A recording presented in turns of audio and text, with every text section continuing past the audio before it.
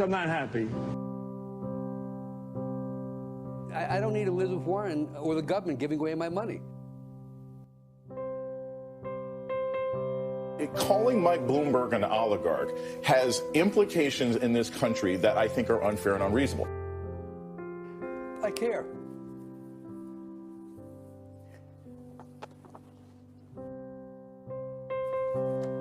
That's it.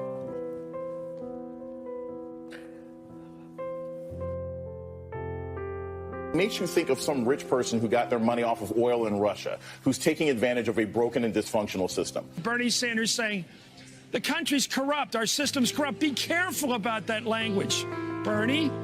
You know, be careful. Oh, well, I'm sorry.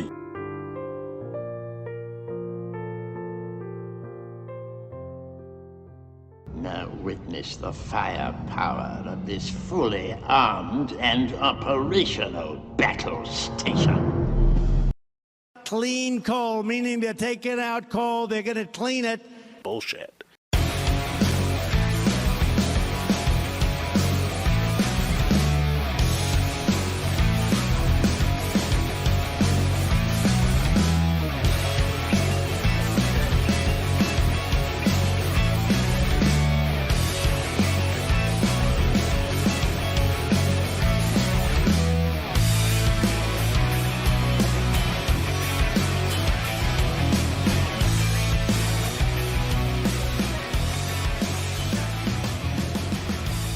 On the nation, Waldorf Nation. What's up, everybody? Welcome to the show. It's Wednesday.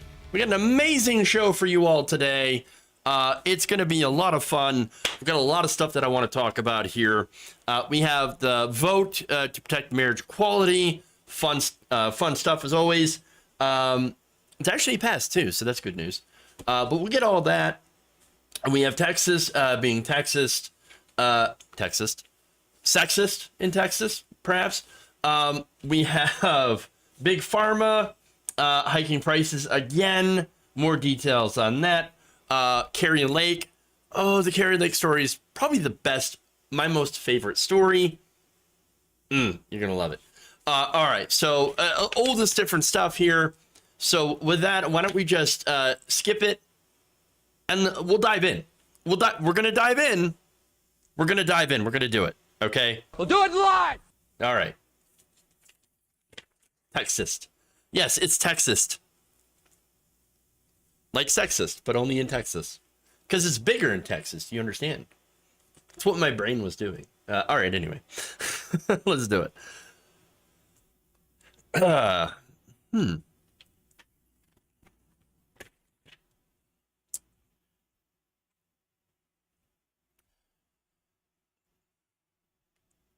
The majority of House Republicans just voted against a bill that would protect marriage equality.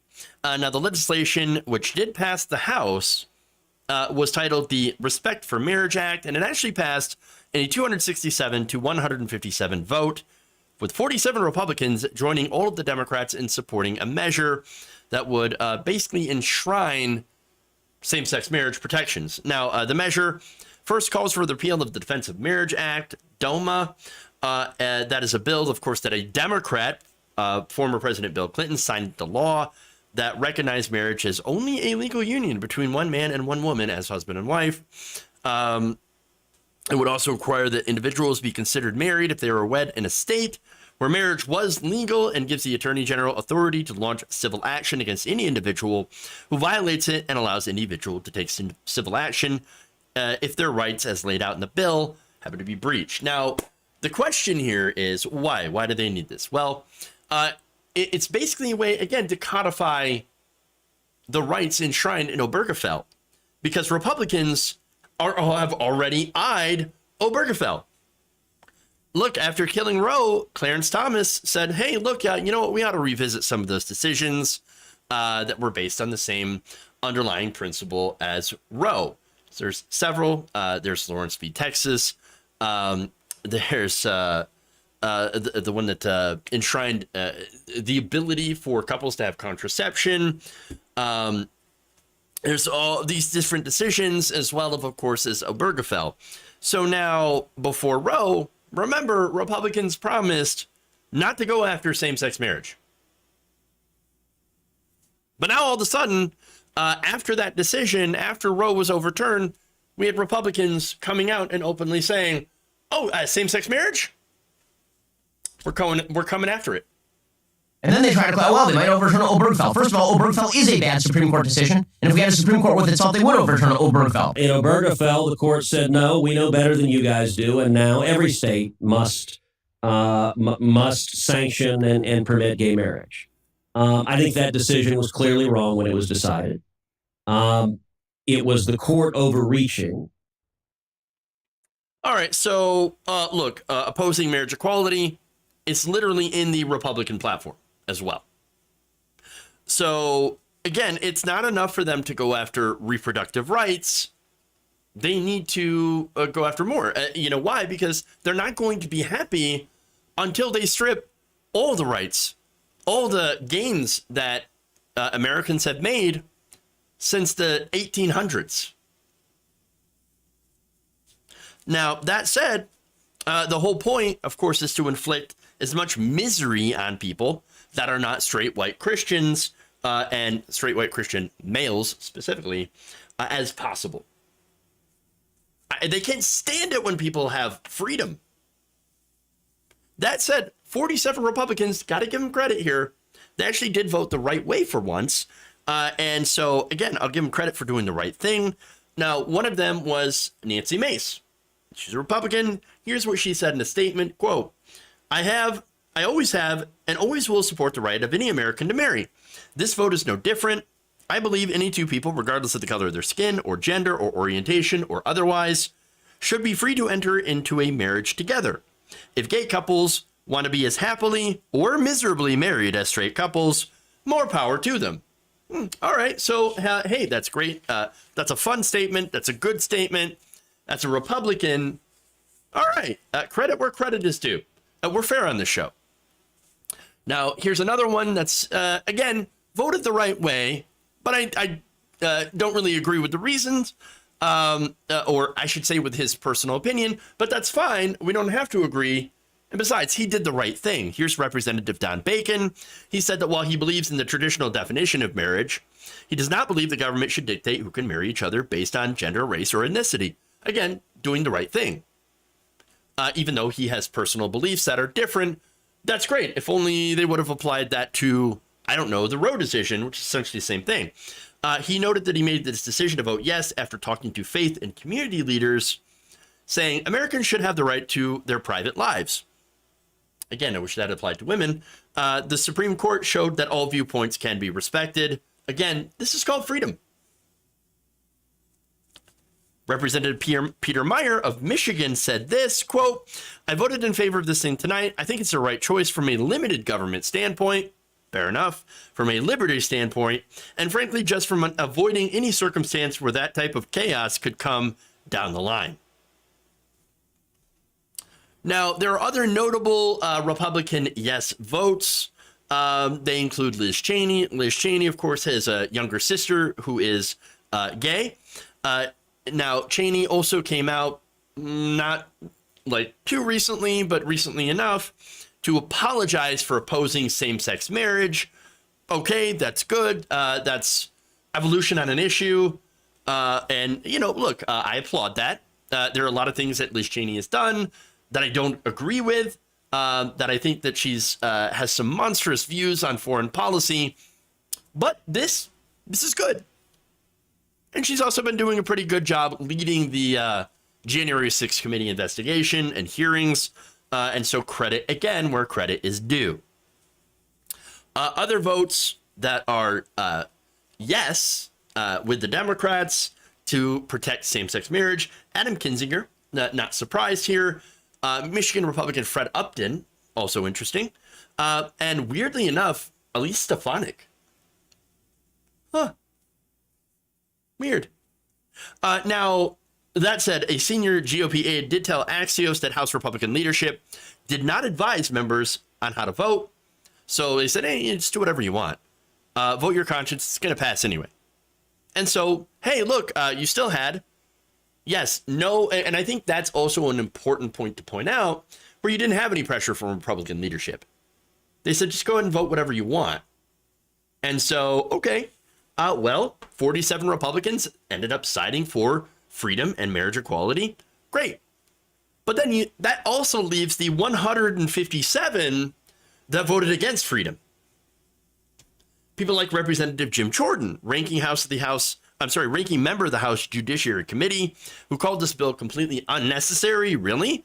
Taking that line from Ben Shapiro. Oh, yeah, you think they're going to come after it? Yeah, I do. You know why? Because you had Supreme Court justices in their confirmation hearings who literally lied about Roe. Oh, it's established precedent for 50 years. We're not going to undo established precedent. Oh, except that they actually did.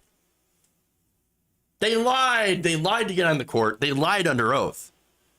So, yes, Republicans lie. I know. Amazing, right? I've just discovered the discovery of the century. Republicans lie. No, everybody knows it. Everybody knows it.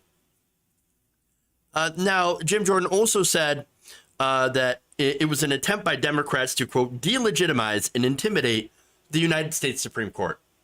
Get off it. Jim Jordan is the last person to talk about, well, pretty much anything, especially delegitimizing.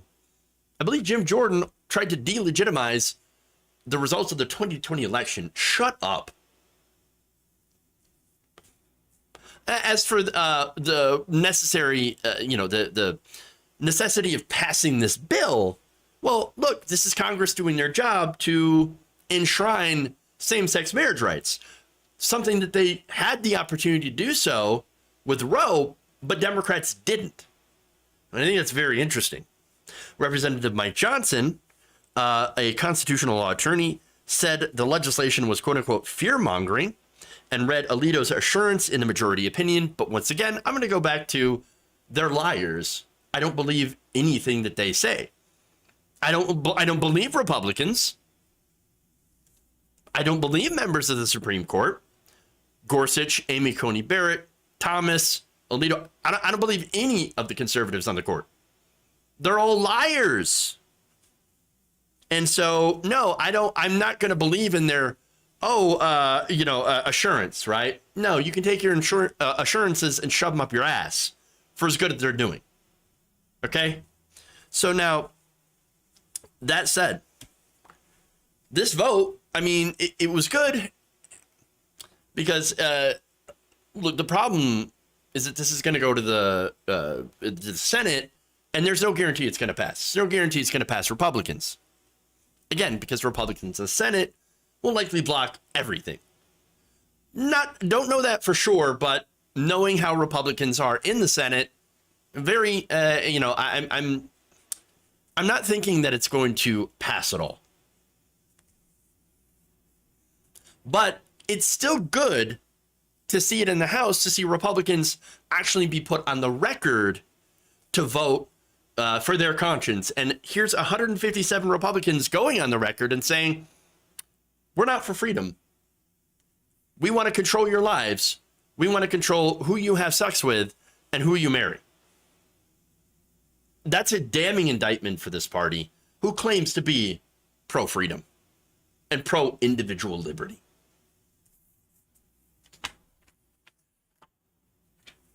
All right. Speaking of individual liberty and freedom, let's go to some stories related to abortion. All right. Yep.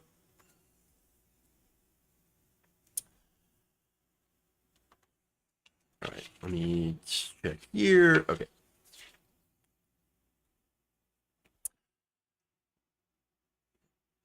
Texas Governor Greg Abbott says that his state is proudly pro-life and that he will support all the new people who will be forced to give birth under his state's new draconian laws.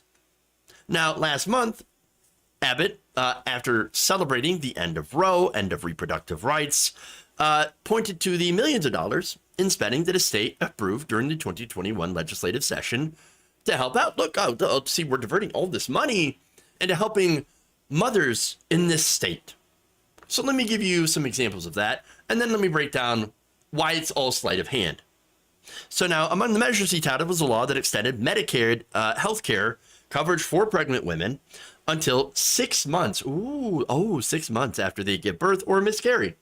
Now, interestingly enough, that does exceed the federal government's requirement that states provide at least 2 months of the benefit. So already, again, the federal government really dropping that ball.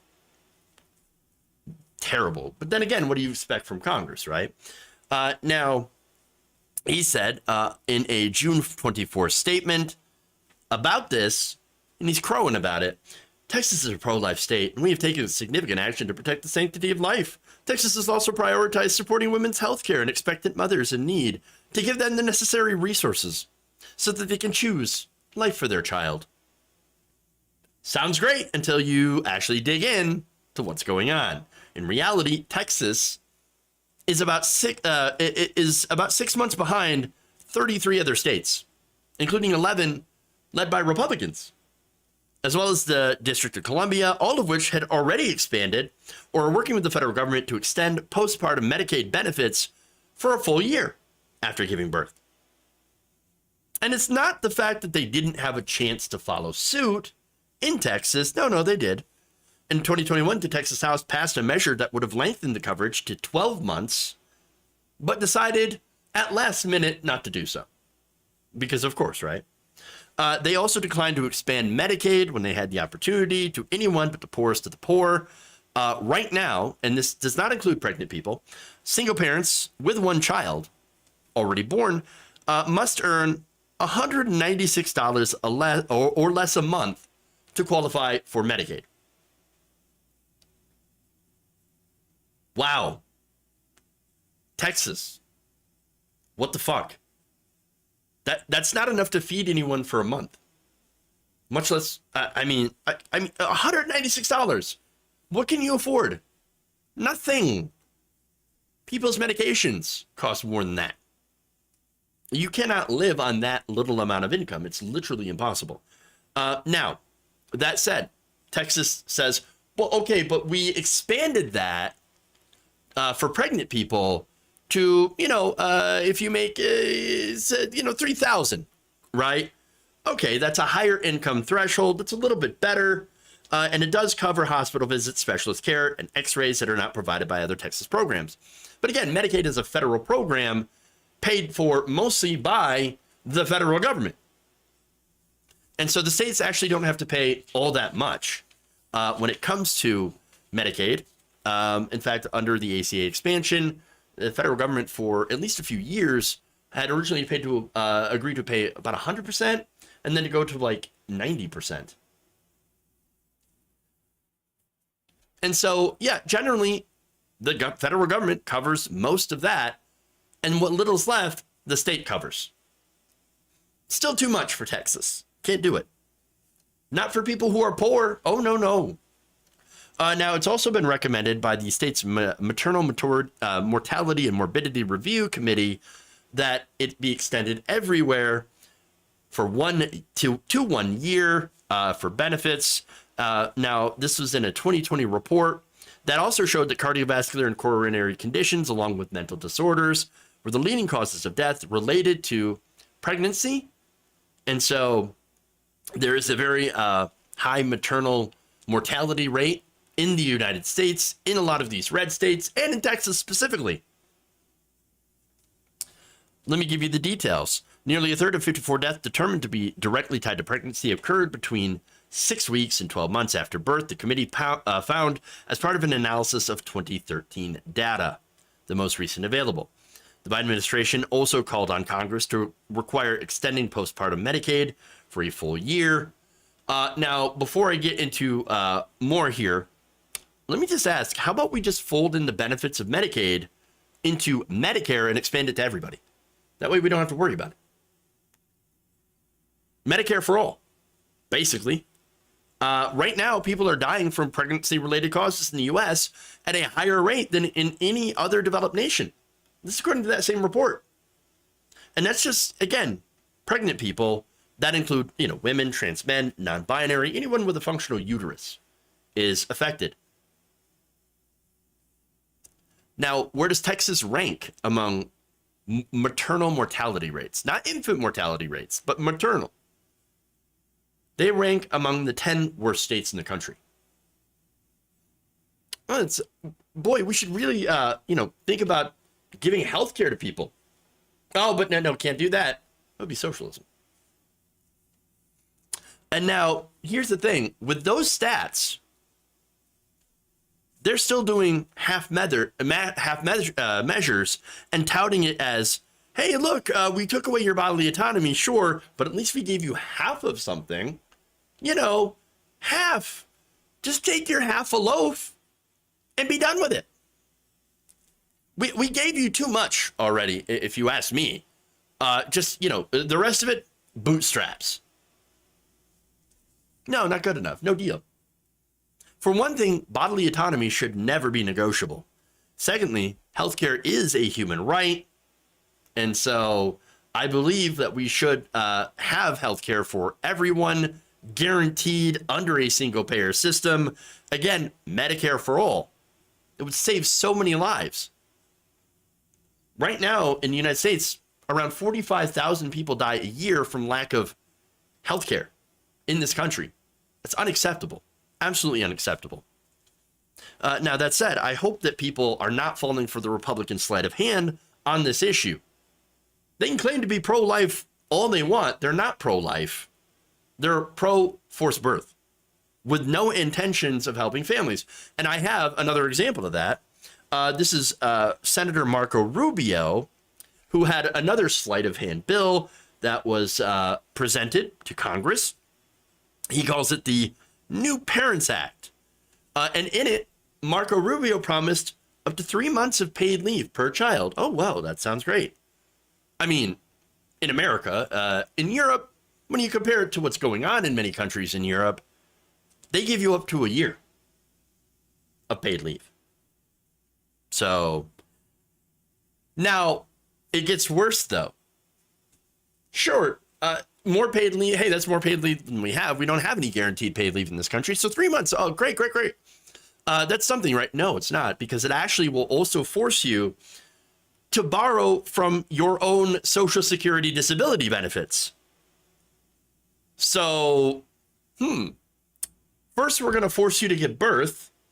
And then if you want paid time off to raise that baby that we forced you to have, you're going to be forced to raise your retirement benefits. No, congratulations. That's just about nothing. Marco Rubio also proposed an expansion of the child tax credit. Okay, oh, great. Child tax credit, very popular with families. Maybe this one's good. Oh, but it wouldn't apply to low-income Americans. Oh, there's an exception where, poor people won't get it. The people that need it the most won't get the child tax credit. Because, of course. And look, these Republican plans, they're only coming out with these because there are so many people that are outraged about losing bodily autonomy. Again, the majority of Americans support Roe. And when you look at the politics of it, it's not good for Republicans with the midterms. Democrats, might actually be able to successfully win elections because of this issue. Turns out being against bodily autonomy without any plans to help, the families is a pretty unpopular position. But understand that Republicans don't want to help you. They want to control you. Party of freedom.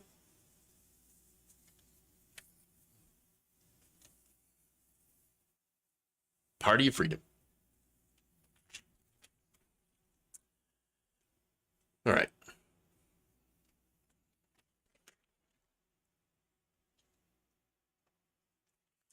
Go to the next story here.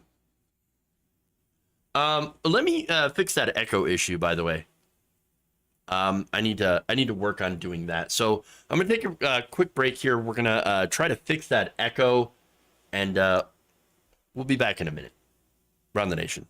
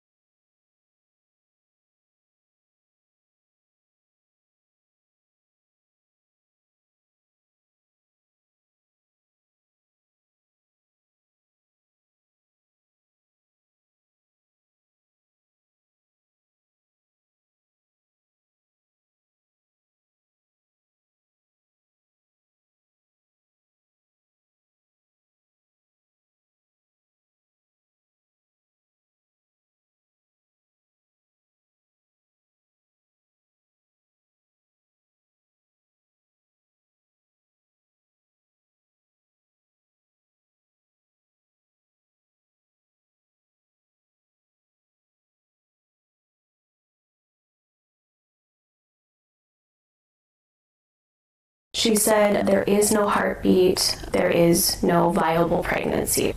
Stell asked her doctor for a standard treatment, a surgery to remove the fetal remains. She says her doctor refused. That surgery, commonly known as a D&C, is the same procedure used to abort a living fetus. She said, well, because of the new law that's passed, you're going to have to get another ultrasound for me to be able to even do anything for you. Would your obstetrician give you the surgical procedure? No. So you were walking around carrying a dead fetus?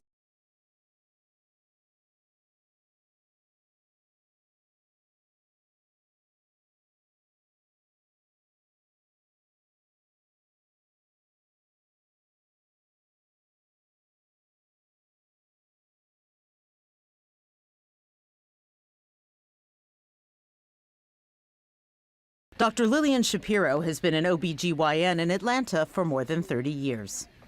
When a woman is walking around with a dead fetus for weeks because she can't get a surgical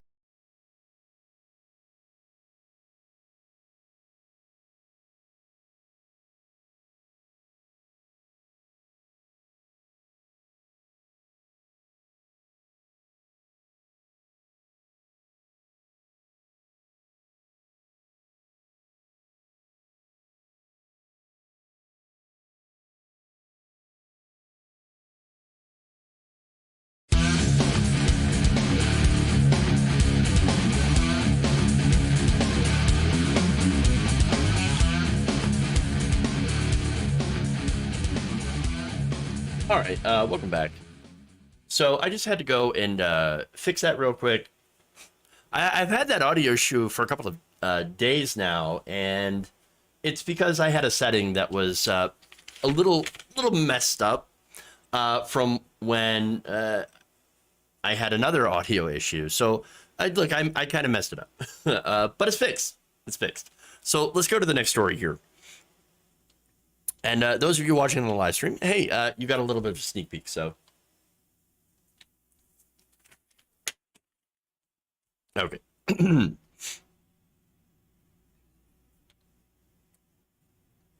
see. All right.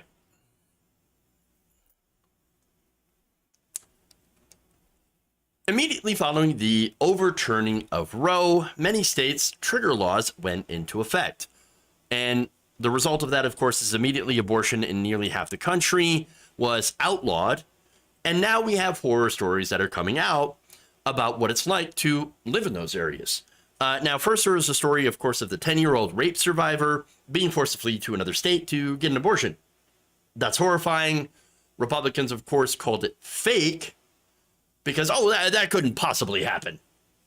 Except where, no, it actually did happen. It's exactly what we told you would happen.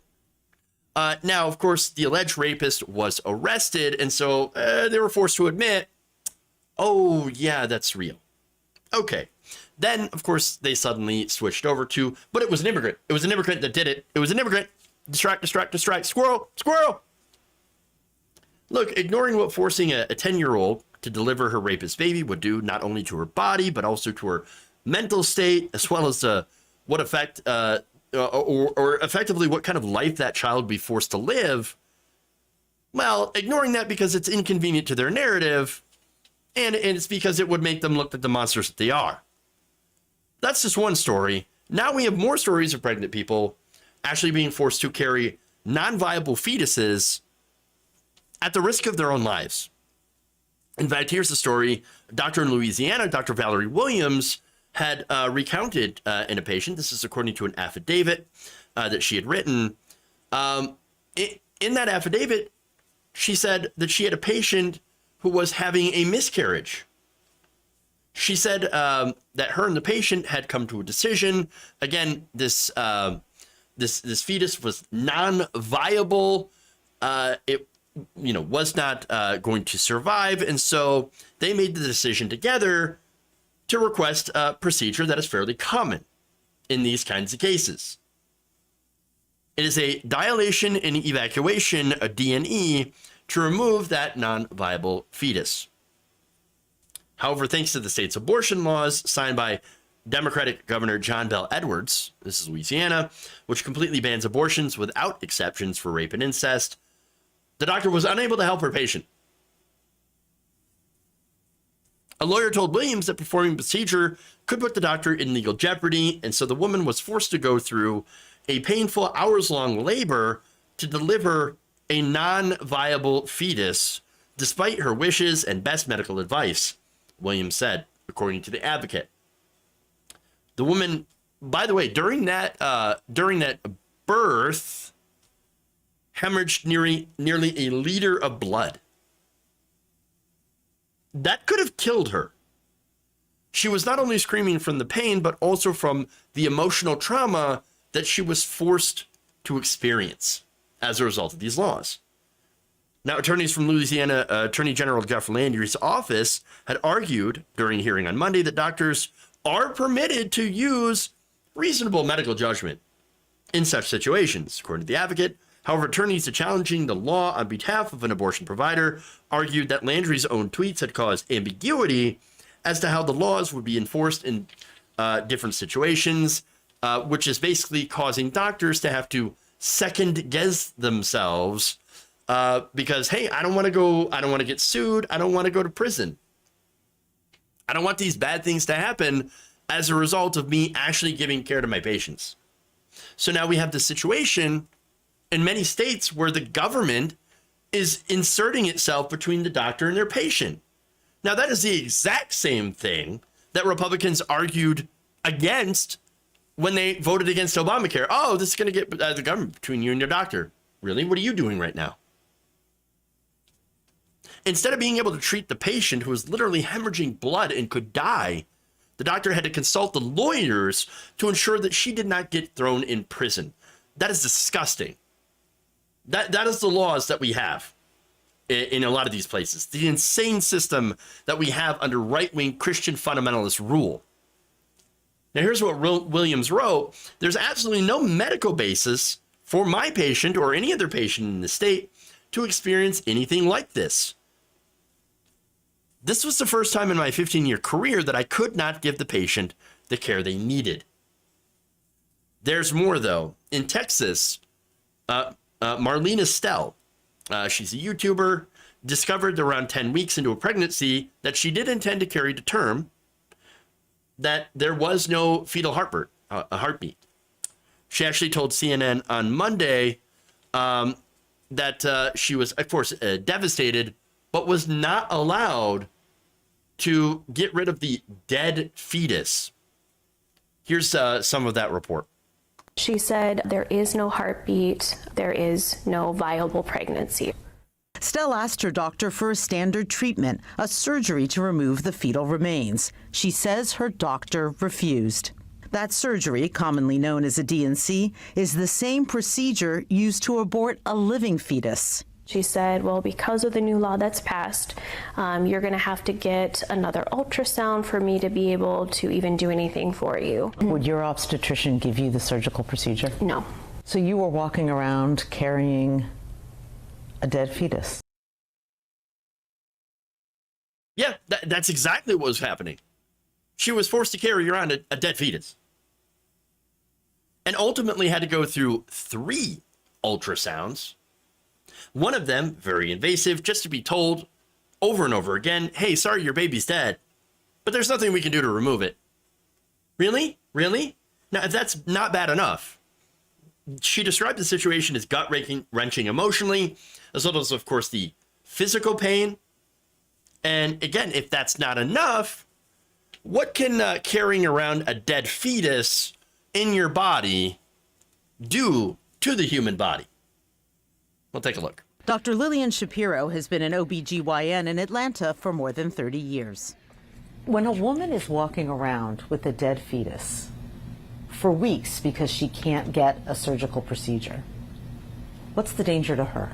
She can develop an infection that can make her sterile and never able to have children again. Or even worse, when the baby dies inside, the baby starts to release parts of its tissue that can get into the mother's blood supply. It can cause organ failure. It can cause death. It can cause death. D-I-E, die. You can die. Again, this is the party that call themselves pro-life. This is the party that calls themselves pro-freedom, okay? Now you see my lower third, it says real medical tyranny, right? Ironically, these are the same people that walked around during a pandemic that ended up killing over 1 million Americans, saying, oh, a mask, that's the real medical tyranny. Masks. Oh, I don't want to wear a mask. Oh, I don't want to wear a mask. Shut up.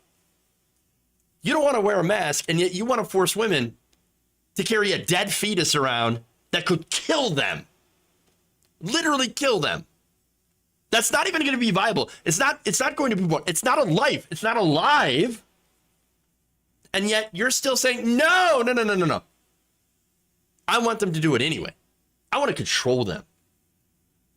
Again, they believe in getting in between you and your doctor. They believe in putting your life in danger for no reason at all. No reason other than to control your body. That's who they are. That's Republicans.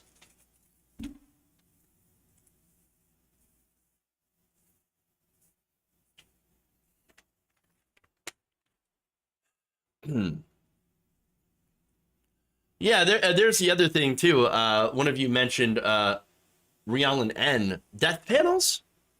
These are absolute death panels. The Republican Party is a death cult.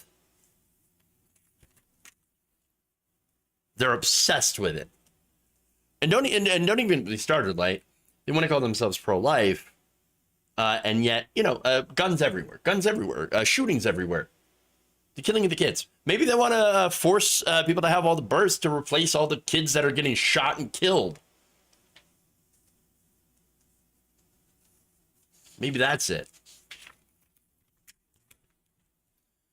All right. Let's move on. We go from death to greed.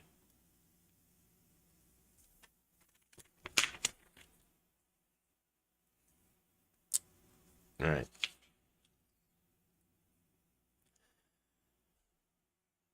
As inflation continues to erode the wealth of the poor and middle class, whatever wealth they have left, drug companies who are already known for their largesse have been raising their prices all year.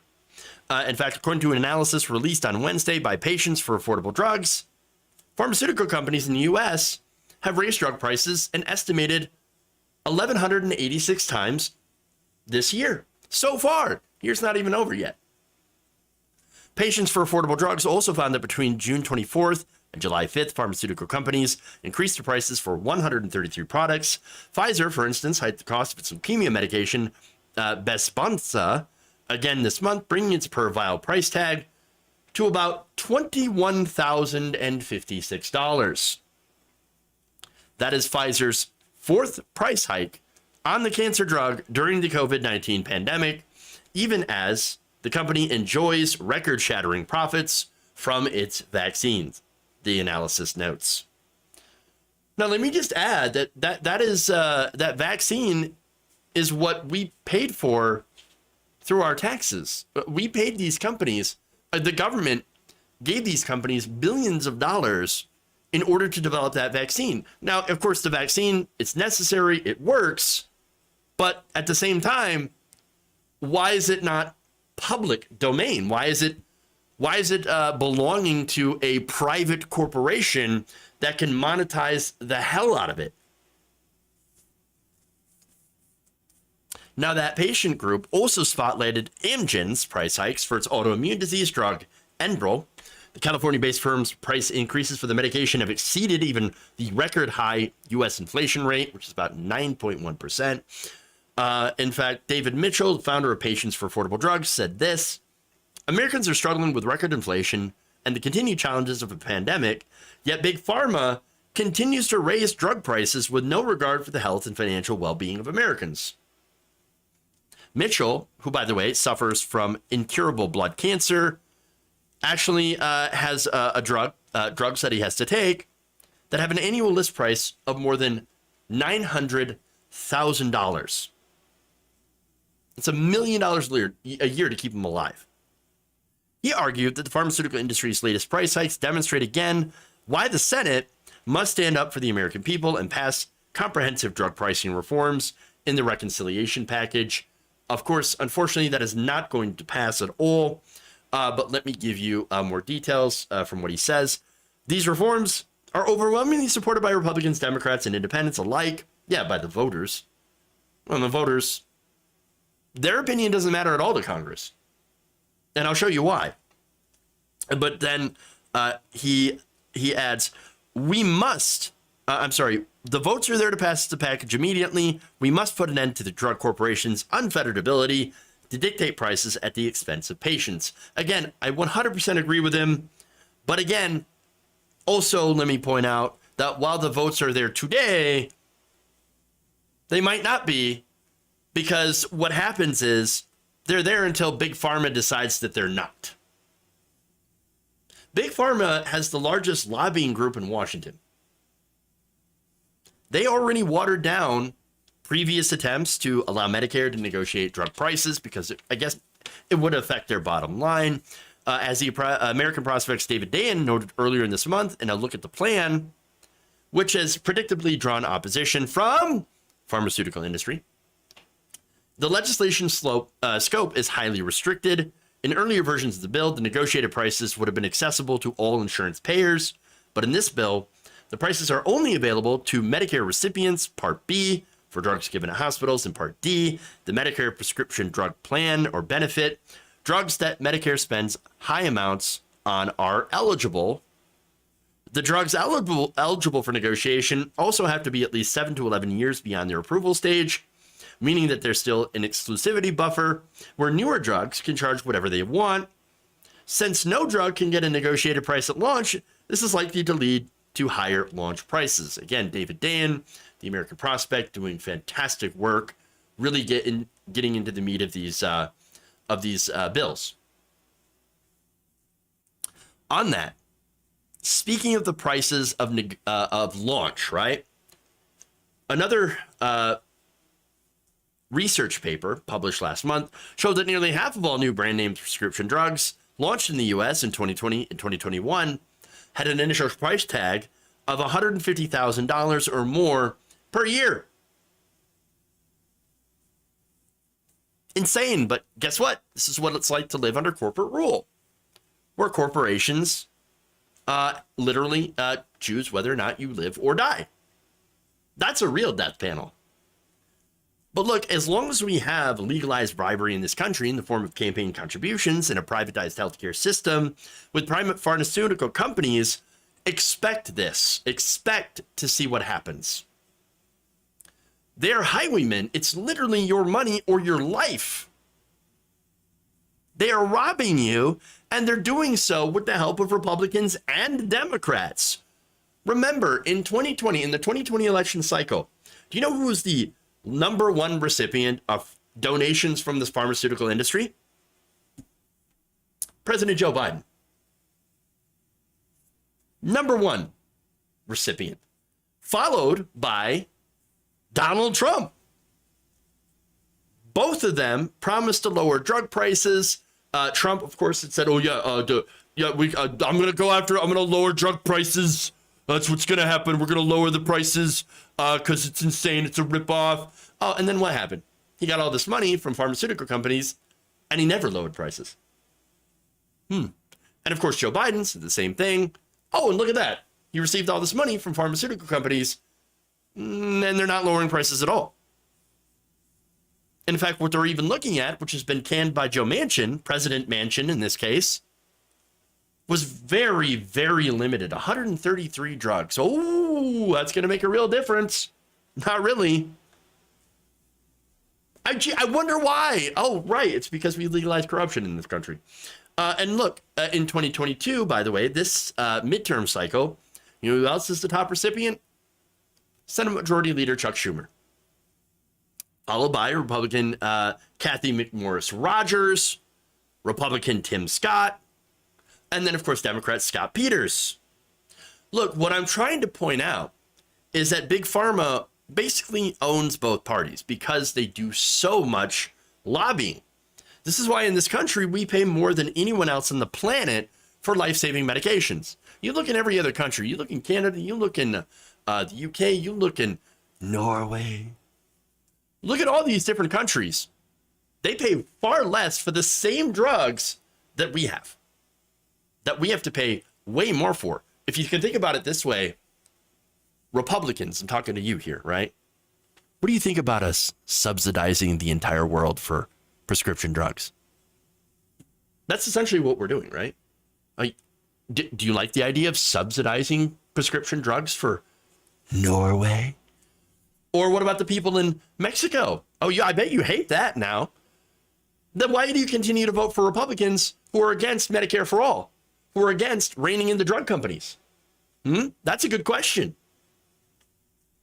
So why don't you do something about it? But you're not going to. Of course not.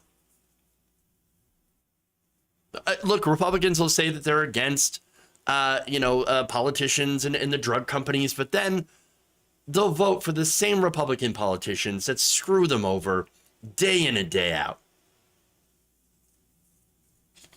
But as I said before, we actually need to rein in these drug companies and make them look. If it were up to me, I would make them public. I would nationalize the drug companies, and I would nationalize healthcare. All right, let's have a single payer. Let's have Medicare for all. Let's get rid of the bloodsuckers in the for-profit health insurance and pharmaceutical industry. Hey, if you know what, if that makes your brain melt, if you get triggered by this, well, then you're just admitting that you love being screwed over by these giant corporations. Because that's exactly what they're doing to you.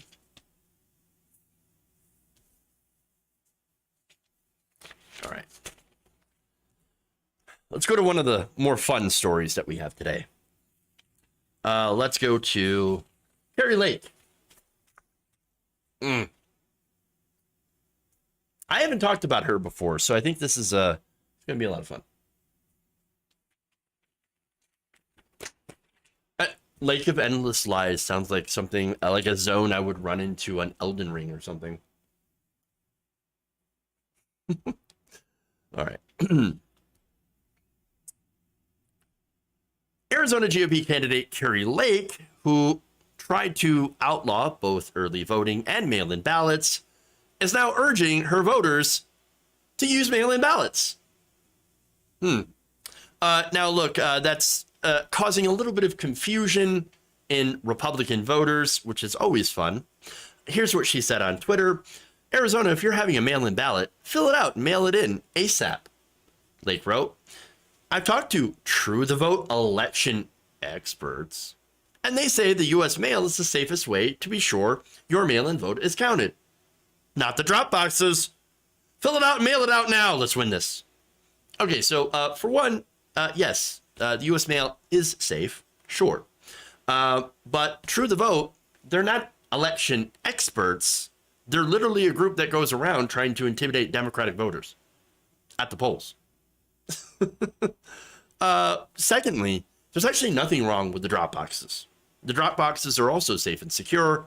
Republicans just hate drop boxes because they hate that voting is easier with them. And that there are people who are able to harvest their ballots legally, which helps communities of color, people who are disabled, elderly, etc., be able to get their vote counted. So again, harvesting is just that you give someone permission to gather up votes, gather up ballots, and then deposit them into the drop boxes. Now, naturally, this message seems to be pretty confusing to people who have been propagandized with the big lie, people that have watched things like 2000 Mules or 2000 Fools. Here's one Twitter user. I'm not mailing in a ballot ever again.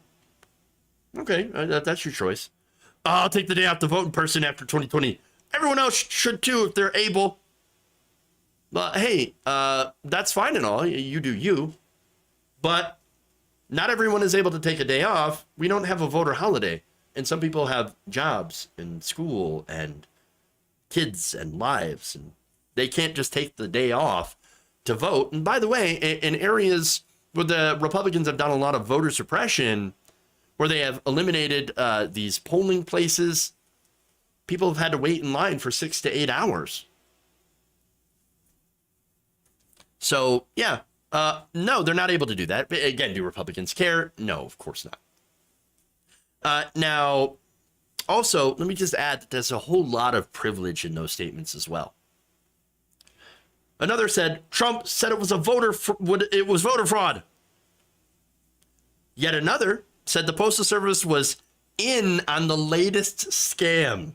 I love that one because here you have the post office being run by a literal Trump appointee, Louis DeJoy. DeJoy made massive cuts to the post office budget, eliminated a lot of these sorting machines, and really gummed up the works at a time where they were expecting a huge volume of mail-in ballots. Interesting. Now, back to Lake. This woman, so here's who Carrie Lake is, okay? She's a hanger-on. I don't think she's an honest person at all, and that's not just because she's a Republican. It's because she's proven that she has no firm positions other than whatever gets me into power. So at this point, she sees, on the Republican side, Trump as a path to power. And she knows that Trump voters, they're easily lied to. They're about the, biggest marks in the planet. They're super, super easy to take advantage of. Steve Bannon, literally stole millions of dollars from people who thought he was going to build a wall. And then he just spent it on himself. And so, look, these people, they hear what they want to hear. They think, oh, yeah, no, the election was stolen. That's what it was. Despite no evidence to back up their insane false claims. But she does that and says all these things. But we keep finding things about Carrie Lake that shows that, again, she's just lying to try to get herself into power. Now, for example, she's had a long history of switching different parties based on, however she feels at the time or whatever. First, she switched from Republican to Democrat in 2006. Now, she said that was because she didn't like the wars in Iraq and Afghanistan. Now, that is the correct position. But that said, around that time, that's when the entire country realized that they were in a huge mistake, that this was a disaster. And so, of course, there are a lot of people, progressives, that realized that way before and were urging us not to get into the wars in Iraq and Afghanistan. But she very lately, Carrie come lately, was like, oh, yeah, no, it's a bad idea. Bad idea. Yes. Terrible idea. Now, she then became a Democrat again. In 2006, she became a Democrat. And then she switched back to being a Republican in 2012, but has a long history of flip-flopping on issues. For example, in 2015 posts, she had supported trans youth, but has been running in 2022 in a very deeply transphobic campaign. Funny enough, she's also says that, oh, I'm against drag queens because, you know, drag queen story hour and the whole groomer panic on the right wing, the culture war, the manufactured culture wars. Here's what she said in a June 17th tweet. They kick God out of schools and welcome the drag queens. Based. I love it. But she said, they took down our flag and replaced it with a rainbow. Also cool. They seek to disarm Americans and militarize our enemies. Let's bring back the basics. God's guns and glory. Wow. Now, here's the thing. There has been reports that have come out that she was, this is according to a well-known drag queen with the stage name Barbara Seville, whose real name happens to be Richard Stevens. She's pretty friendly with the drag queens. Again, nothing wrong with that. Drag queens, based. Now, according to the Washington Post, Lake had attended Stevens' shows for more than 20 years and hired him once to perform at her home at a birthday party. Her child's birthday party. Oh, what's that whole thing about drag queens grooming children again? Again, we all know that that's BS, but that's what the Republican Party is saying. And so, Carrie Lake, would you mind explaining that? In fact, she tried to explain it on Fox News because they had called her out, and here's how that went. Let's address this story that's in the Washington Post. Every candidate takes tough stories. I'm asking you to respond to it if you'd like to. I'm happy to address it, but I'm really disappointed in Fox. I thought you were a little better than CNN. What about these pictures of you with him, Richard Stevens? Brett, and what about the Post? I've performed for Carrie's birthday. I've performed in her home. That's not true. I've performed for her at some of the seediest bars in Phoenix. I don't want to ask these questions. I asked you to address them. That's Actually, I think you do want to ask them, but you don't want to ask about 2,000 Mules. 2,000 Mules. Again, this is on Fox News. When you're getting called out on Fox News, that's funny. So good. So good. But there's more. Yeah, they're finding all sorts of fun stuff. There was a 2017 post of her saying that Trump is not her president. Quote, this is what she reposted. Will you be protesting the inauguration? If so, which of these suggestions will you adopt? Will you boycott TV coverage? Wear black? Donate money to the ACLU, NAACP, or Planned Parenthood? Use the hashtag #NotMyPresident? Will you unfollow Donald Trump? Now, Fox reported that the post had disappeared from Lake's Facebook account after she was asked for a comment. Oh, oops. Oh, no, not my president. Look, on abortion, by the way, she had also adopted anti-choice positions. Look, that's up until very recently. And so we know who she is. Carrie Lake is nothing more than an opportunist. She has no pure political beliefs. If anything, she's essentially Dave Rubin. A female Dave Rubin. I have no core other than getting money and power. All right. One last story here. It'll be a quick one.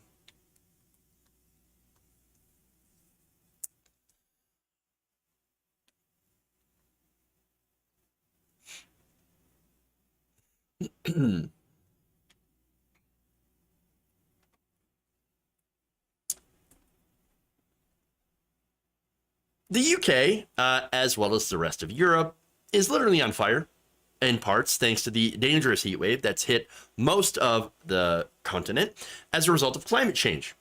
So now, here's a video from a weather report from a local British news station that feels a bit more satirical than reality, but of course, it's 100% real. Take a look. Oh, so, John, we can So, John, I want us to be happy about the weather and every single. I don't know whether something's happened to meteorologists to make you all a little bit fatalistic and harbingers of doom. Because all of the broadcasts, particularly on the BBC, every time I've turned on anyone's talking about the weather, they're saying that there's going to be tons of fatalities. But haven't we always had hot weather? Let me tell you, that accent, it may make you sound smart, But that was not smart. Wow. But John, I want you to be happy about the weather. No, there's nothing to be happy about. Look, that meteorologist in the clip was warning people like, no, this is going to get bad. This is very deadly right now. This is brutal. And while the weather, is nice, it's going to get up to 40 degrees. Now, of course, that's Celsius, which is over 100 degrees. People will die. It's bad. And that meteorologist is saying, and by the way, it's not just that meteorologist, it's the majority of the scientific community saying, you think it's bad now, it's going to get worse. He even said, look, people want to go back to the heat wave of 76 and just be like, oh, it's just like that. Don't worry about it. No, yes, that was a freak event, but they're saying this is worse and it's become more frequent thanks to climate change. But here's this lady saying, John, why are you being such a negative Nancy? Well, that's because the scientific community has been warning you and you didn't want to listen. You made fun of people who are sounding the alarm on this. And look, the media, U.S. media, of course, for sure, but as well as you can see, UK media, well, they've been very resistant to covering climate change, what's going on, and, considering climate denialism as a valid point of view. I remember, of course, that, CNN would do all these segments or mainstream media. Well, we got a client person that believes in, climate change over here, and we've got a climate denial funded by fossil fuel guy over here. Both are even. No, they're not even. One is true. One is based on factual information, and the other is just paid propaganda from an industry that depends on selling more fossil fuel. Gee, who are you going to believe? Now, look, here's a scientist on Sky News, by the way, in the UK, that calls out the media right to their faces. For decades, media organizations such as Sky News, such as yourselves, have been downplaying the risks, helping ridicule environmentalists who are warning us about this. And now the chickens are coming home to roost, unfortunately. We really need to start paying attention to the scientists and stop laughing off these warnings. These warnings are deadly serious. And as I said, this is just the beginning. It's going to keep getting worse and worse and worse until we stop our emissions. Again, 100% right. And the anchor after that said, well, that's not fair. No, Sky News, we are very, very committed to, climate change. No, that's totally fair calling them out. Media everywhere has either ignored or belittled people who had predicted the climate crisis, who talked about this. And even now, going back to the first video, we have news actors that are going out and saying, but John, you didn't understand. We try to keep the news light and happy here. Why is everybody so down about this climate change thing? And it drew a lot of comparisons online to this next video that I'm about to show you. This is a scene from the recent movie Don't Look Up. Are we not being clear? We're trying to tell you that the entire planet is about to be destroyed. Okay. Well, it's just something we do around here. We just keep the bad news light.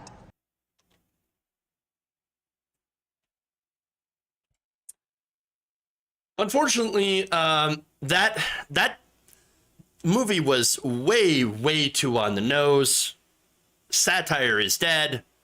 It is now our reality, and reality is disastrous.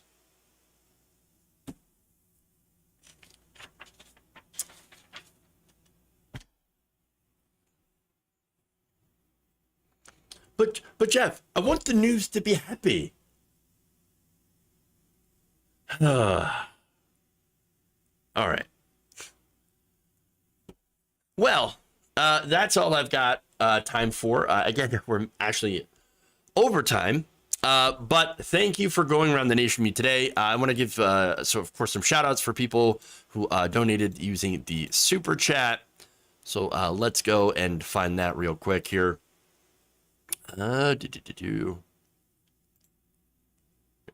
Okay.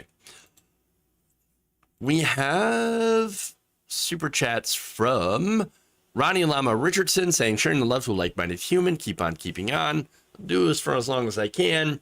Gabby Mathis, thank you for the very kind $5. Jonathan Leiter says, here's an idea. Big Pharma, stop spending billions on advertising your latest development and treatment. If it's any good, doctors will prescribe it. No? Well, look, those advertisements, I mean, they're not for us, obviously. They're for the doctors. And yeah, they have these gigantic advertising budgets. But again, this is a business, and they're trying to get these doctors to prescribe them as part of their, their business model. Mr. Shadow says, I'm pissed with the Democrats when we, the voters, going to start taking radical measures, like this small group of Republicans. We're always playing defense when we should be on offense, and I'm so damn tired of it. For example, starting ballot initiatives in these red states for things like free childcare, raising the minimum wage, like Joe Sandberg in California, and so forth. We can organize and raise the money to do so by taking from the DCCC. All those ideas are fantastic, Mr. Shadow. I don't disagree at all with those. I think that small community organizing is actually the only way that we can protect our rights. That's really the only viable way. And you look, in Michigan, for example, there is a petition that had finally was able to put abortion rights on the ballot. And so now it's going to be, the voters are going to have a chance to actually codify the right to an abortion in Michigan. That's just one of the examples of the very thing that you are talking about. That is the direction that we need to go, organize in our communities and fight for those things. Because look, even in red states, even in Republican states, where these Republican representatives vote against, and senators vote against the minimum wage, guess what does really well among the people? Minimum wage laws. And so again, if you want to bypass Congress, you do that. You do the petitions, and you get these things on the ballot, and you can actually win. I'm not saying that Republicans won't fight against it or spend tons of money. Of course they will, and will even try to, in some cases where I've seen, nullify those ballot initiatives. But keep fighting, and you will win on those issues eventually. And I think right now, because of the corruption of Congress, fighting in those local battles, with the people, that's our best bet for getting some of these policies. So 100%. Mr. Shadow, fantastic comment, fantastic question. And thank you so much for the righteous anger, as well as the super chat. All right. Twitch, Tempo Dan, thank you for gifting 5 community subs. Appreciate that. As well as resubbing for a month at tier 1 for 19 months. Appreciate that as well. Thank you. All right. Twitch also. Let's raid here. Let's do a raid. Let's see. We'll do a KF Logan 1875. We'll raid into him today.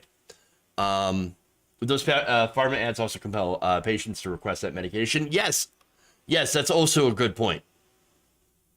Also a good point. All right. Everybody, thank you all. Have a great night. Love you. And remember, change begins with you. Good night, nation. We'll see you back here tomorrow, same time, same place.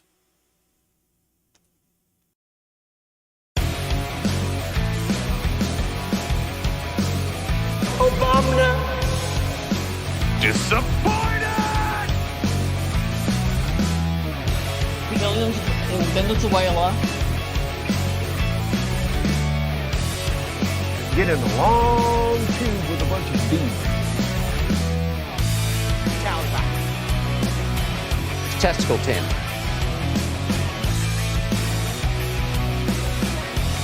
It's not a salami sandwich. It's a viable baby in the womb. Bullshit.